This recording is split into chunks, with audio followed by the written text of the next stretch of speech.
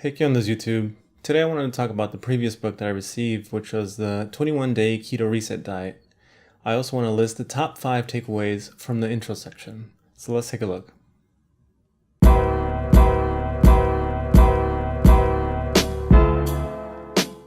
Alright, so I wanted to make this video to let you get a better feel of what the book is about and why I'm doing it. So as I previously mentioned, I've done keto before, and it's the best I've felt in terms of doing a diet or a method of eating, because it was easy for me to limit the amount of carbs that I consume. I usually like to consume desserts, and so by not consuming grains, bread, carbs, sugar, then I eliminate a lot of those desserts, which I tend to indulge too much, right? I'm a chocolate lover, and yeah, there's too many good things. So it helps me a lot curtail those cravings, and it helps you feel less bloated, lose weight, preserve lean body mass, have more energy, you feel more rested. I felt like I needed less sleep. I also felt a mental clarity of some sort, and obviously it quells your hunger. You don't feel hungry. You learn to dismiss cravings, right? Where you tend to say, am I really hungry, or is this just some sort of craving that I'm having? And since you're not really hungry, then it's just your mind. You're just dominating your mind at that point. So it was very helpful for all those things. And since this book was coming along, I decided to wait for it to get back into it alongside it. So it was something exciting and exciting to share with you guys out there, and maybe start a conversation or let people know about it. People who haven't heard about it. Although these days keto is pretty out there in terms of people finding out about it on the internet, but it's always a good thing when there's more information and you can draw your own conclusions based on that. With that being said, the following information is obviously from the book and my opinions as well, so things may be incorrect, especially stuff that I say. Please don't take this as medical advice. Consult your own doctor. This is just for learning purposes, for my own self-knowledge. With that being said, let's go to the top 5 takeaways of the intro section of the book. All right, so I'm going to read number 1. Keto is a state of metabolic efficiency where you are able to burn stored energy in the form of body fat and ketones, and not be dependent upon regular high carbohydrate meals to sustain your energy, mood, or cognitive focus. So the biggest thing here is that especially if you're new to keto, is that it's like a whole, it's like the other side of the coin. It's a whole new mentality, right? When you've grown up knowing that fat is bad, right? You should stay away from saturated fat. You should stay away from,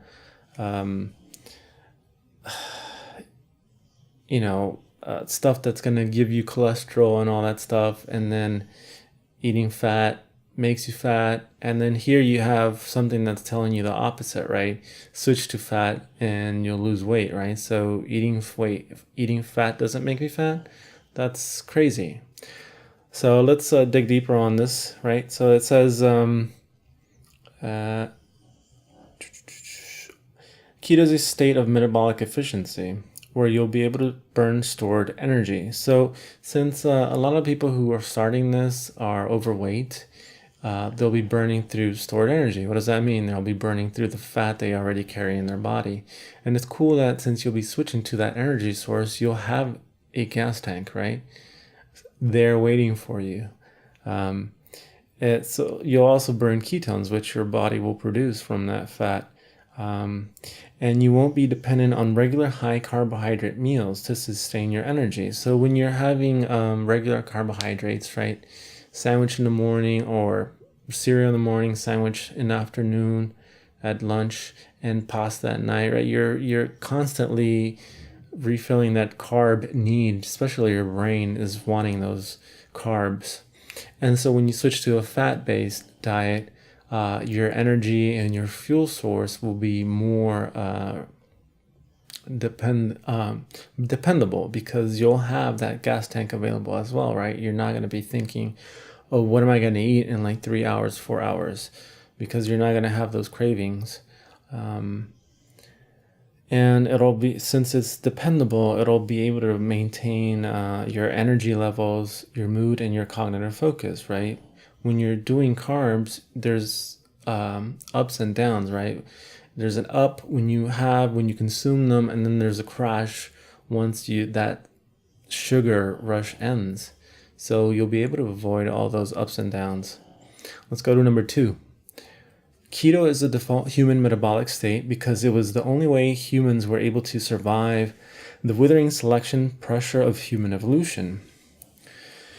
So, obviously it's talking about stuff that happened thousands of years ago, if you believe in that. And if you don't believe in that, that can actually be translated to modern day.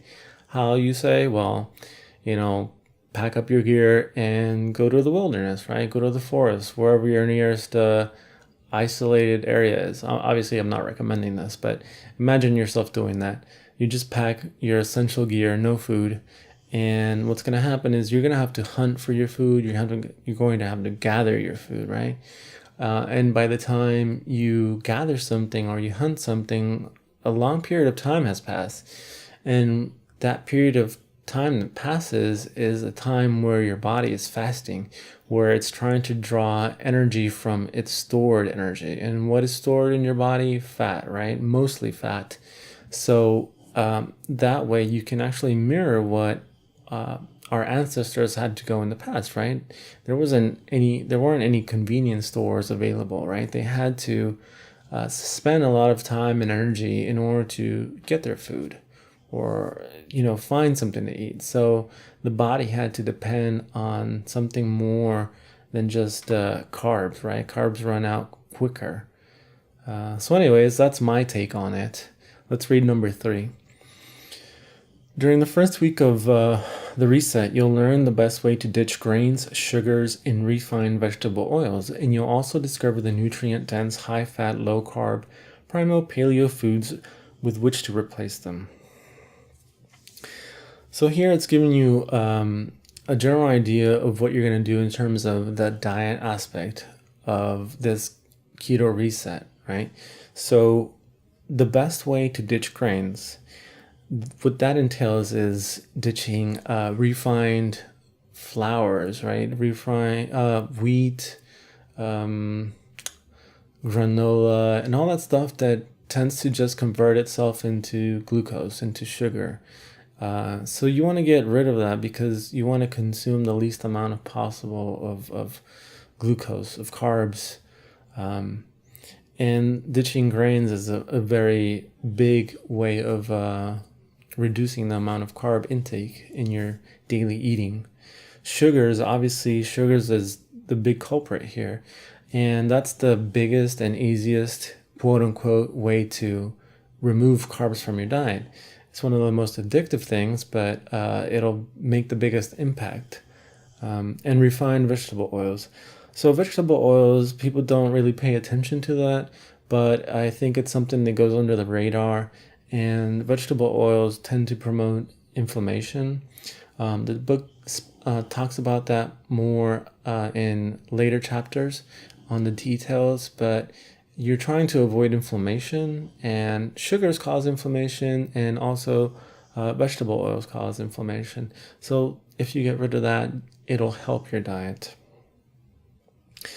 And then it says, you'll also discover the nutrient-dense, high-fat, low-carb, primal paleo foods with which to replace them.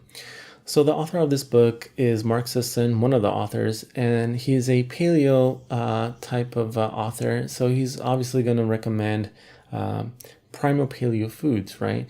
And the reason he's doing that is because they're quote unquote more nutritious than just trying to eat something that's keto friendly, right? Just because it's keto friendly doesn't mean it's going to be the best nutritious type of food for your body. And we're trying to, or the book, I guess, is trying to recommend food that will be good for you, not just meet the requirements of keto. Let's go to number 4. During the second week, you'll focus on the supportive lifestyle behaviors that are essential to succeed with dietary transformation. These include optimizing your exercise patterns, dialing in your sleep, and implementing effective stress management techniques. Okay, so this is a big one, right? Because a lot of the diet books out there just preach or spew different ways of eating, right? But the big picture is that it's not just about changing what you eat. It's a bigger picture, right? It's about changing what you eat and creating a supportive lifestyle to, be that foundation. Because if you don't have a good foundation, then everything is going to fall apart. So supportive lifestyle behaviors that are essential for you to succeed include exercise patterns, right? So for starters, if you don't exercise, you need to exercise, right? Exercise helps in many ways, relieving stress, burning fat, etc. But again, also, if you already exercise, you don't want to over-exercise. So, there's a methodology to all this. Then dialing in your sleep. Sleep is important. I think a lot of people know that sleep is important, but they just probably don't know how important it is. It plays a big role in helping our bodies recover. And there's been studies shown that the less sleep you get, the more carb cravings you get the next day. So that is going to make your life even more difficult when you're trying to stay away from carbs. So the more you dial in your sleep, the better results you'll get. And then it talks about implementing effective stress management techniques. So believe it or not, regular daily stress, it plays a big factor in the way we behave towards food, right? Mental stress, work stress, all that sort of stress releases cortisol, promotes some bad things that the book covers later on.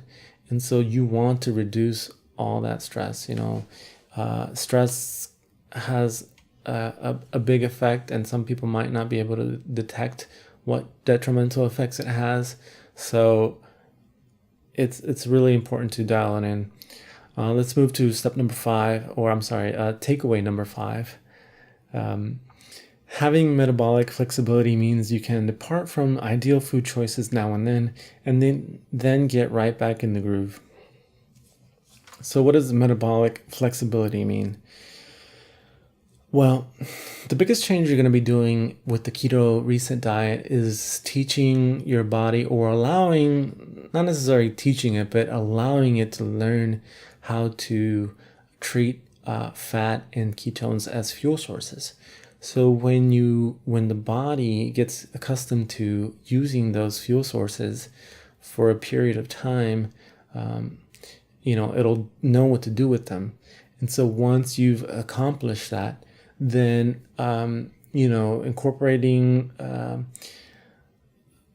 the flexibility into your daily lifestyle is going to be easier. And what does that mean? That means that if you have a special occasion and you want to partake on some sort of carb, if there's a birthday party, you want to, have a slice of cake, or you want to try this special restaurant that you're going to, then you'll be able to do that and then jump back into your fat burning, ketone using, fuel sources, because your body is going to know what to do with them already, right?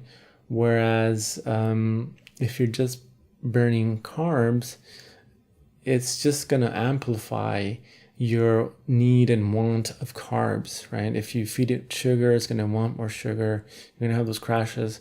But with the flexibility, you're going to have an easier time, being more flexible with your diet. That doesn't necessarily mean you can do this all the time, right? You have to exercise some caution, especially for people who have a difficult time, mentally and all that sort of stuff. So those are the top 5 takeaways that I got out of the intro from the book, and hopefully that gives you a better idea of what the book is about and how this Keto Reset Diet can help you, change your lifestyle, right? It's not just about changing the way that you eat, but it's also about making it a lifestyle. If you've read the book, if you have any questions, let me know down below in the comments, and hopefully you found this helpful. I'll see you in the next video. Cheers.